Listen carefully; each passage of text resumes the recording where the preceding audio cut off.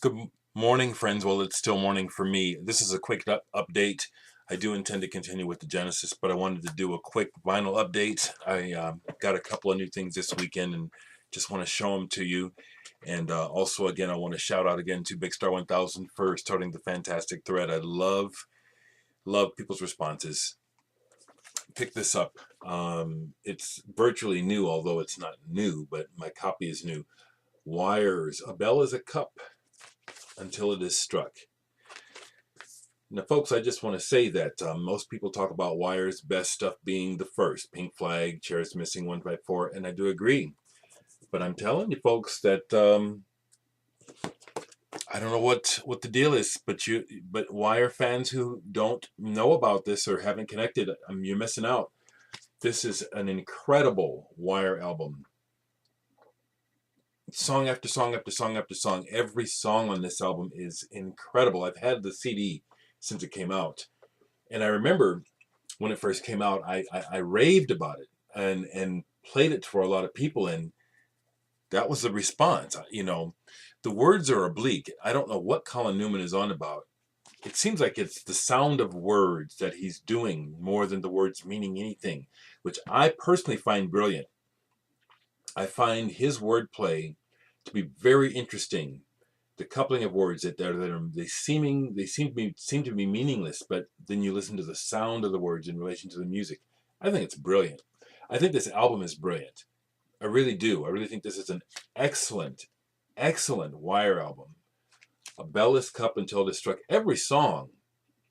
When the mail lady dropped this off to me, I opened it up and I slapped it on right away, and I played the whole thing and turned it up. I love the way this is engineered. Big booming, big wide, spacious booming production, and song after song, very interesting. I'm a big fan of Wire and can really tell the difference between Colin Newman's songs and B.C. Gilbert's songs. I like both of their styles, and it's very interesting how they work and mesh together so well as Wire. This is great. I'm really glad to have this on vinyl finally. Something fairly new that I took a chance on and bought, really glad I did, is Kang Ding Ray.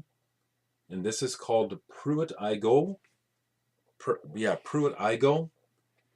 And I just listened to some of this online and went ahead and ordered it from the label. Really liked it. Electronic techno, I guess. It's got the electronic thing. It's not a booming beat. It's based around rhythmic repeating patterns. I think this is brilliant. It's a 12-inch single. And one of the remixes is by Alva Nato, however you say his name. I just got this in, and I've played this one several times. And it's just one of those things where, you can just play it over and over again. The other two things that I got by mail order that I'm real happy about is I got my first Caetano Veloso vinyl. I have several albums on digital, but I finally got some. Yeah, Caetano Veloso is badass, y'all. This is called Velo, and this is a Brazilian pressing. I played both of my Caetano Veloso records all the way through already. Love this man's voice. Love Brazilian music. This is a folk or a indigenous type of music or whatever you want to say about it that I just love. Philip's label. Brazilian music is so full of life, and so much of it is full of what I call joy. The joy of life. It's just so, even the sad songs are just so beautiful. But I got that one, and I got this one as well. Estrangeiro, is that how you say it? Estrangeiro. This is the Brazilian version. This came out in America. I'm glad, though, I got the Brazilian. It's the letters are raised. It's a beautiful cover.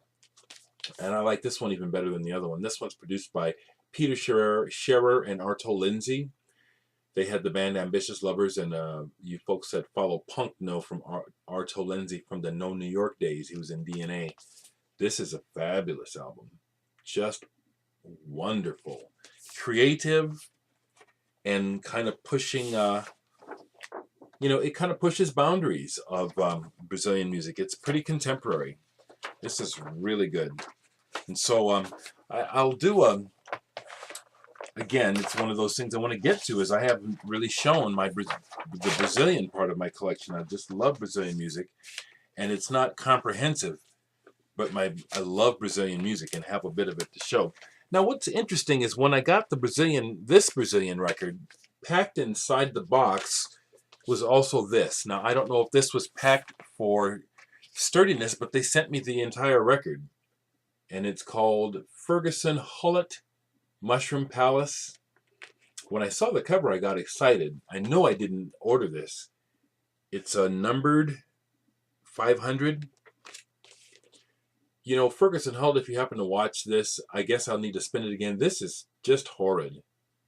This is one of those records where upon first listen, and I've only listened to it part of it once, it's like, how did somebody decide to spend money and put this out, and why?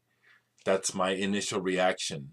It's an honest one. This music is obviously not meant for me, but it's just so, to my ears, it's just so bad. It's like, look at this cover. Somebody spent good money on this.